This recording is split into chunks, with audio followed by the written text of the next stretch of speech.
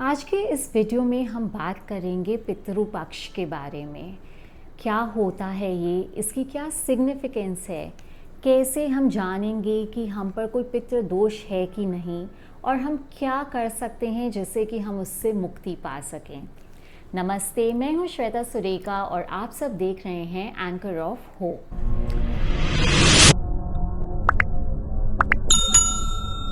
तो जो पितृ पक्ष है वो शुरू होता है हिंदी कैलेंडर के हिसाब से अश्विनी महीने के पूर्णिमा के अगले दिन से।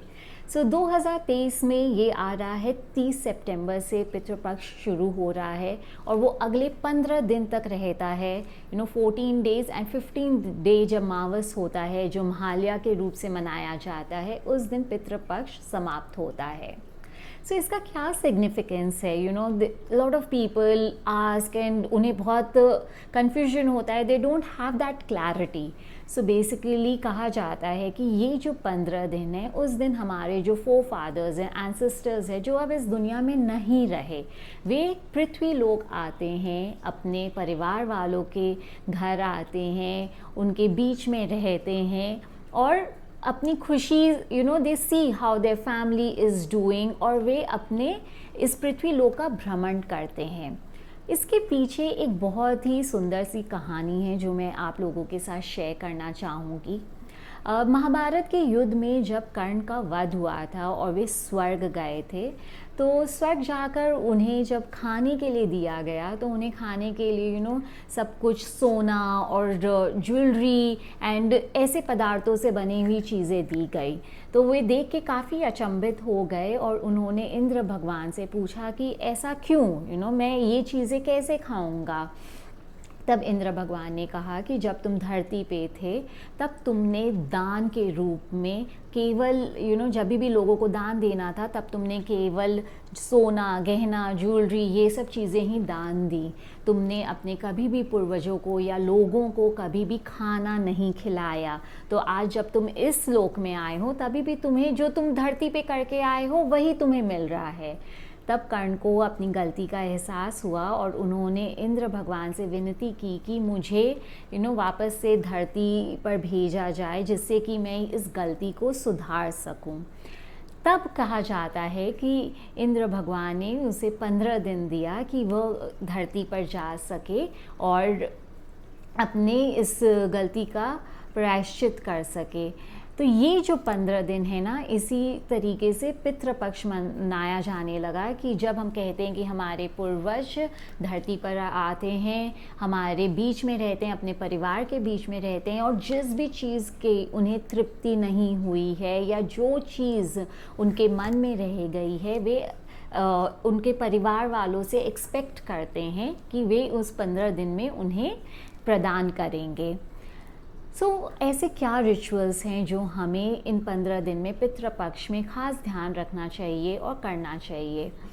कुछ चीज़ें हैं जैसे ब्राह्मण भोज, क्योंकि ऑब्वियसली वो एक रियल रूप में नहीं आते हैं। ये हमारे शास्त्रों में माना गया है कि जब हम ब्राह्मण को भोजन कराते हैं तो वे ही हमारे पितृ का रूप होते हैं।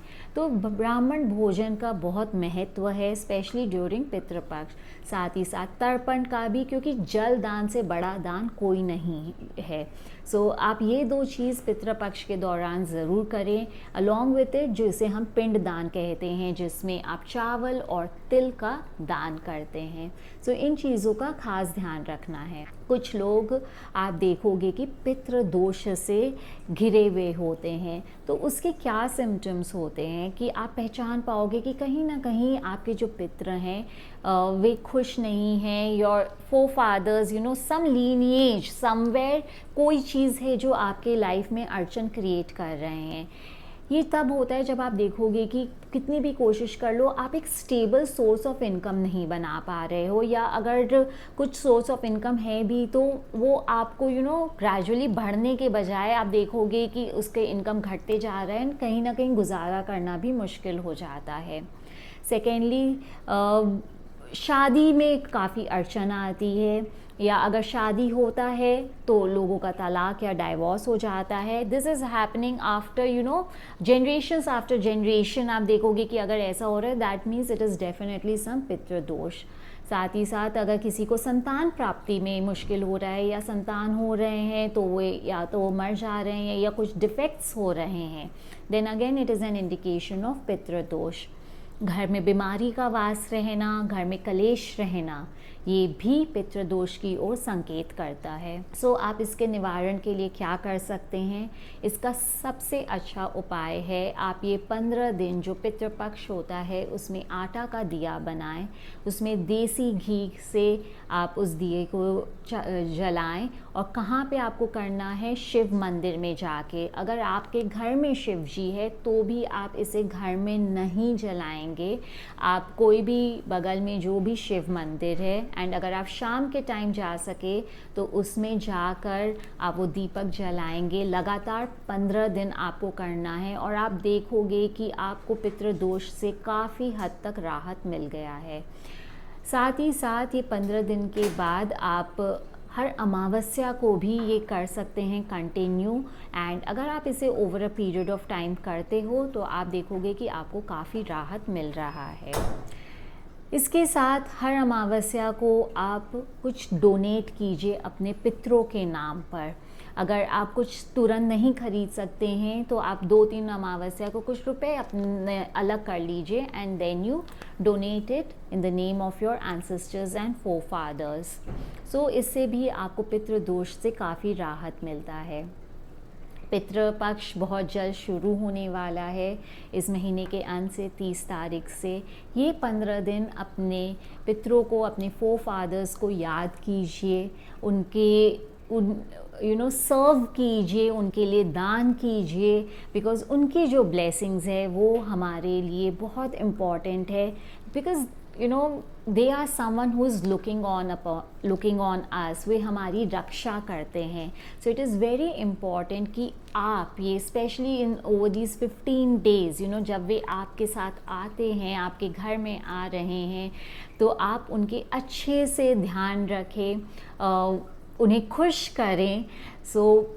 इस 15 दिन में do these small rituals and आप देखोगे कि आपके जीवन में बहुत पॉजिटिव इम्पैक्ट आ रहा है, बहुत अच्छा आपको एक फीलिंग आएगा and you will see the difference over a long period of time. आपको इसका इफ़ेक्ट हमेशा के लिए मिलेगा। So do this and do share your experience with me. Thank you so much for watching our video and showering us with so much of love and abundance. इस video को जितना हो सके शेयर कीजिए, लाइक कीजिए, जिससे कि maximum लोग बेनिफिट उठा सके and they can utilize this knowledge. Thank you so much.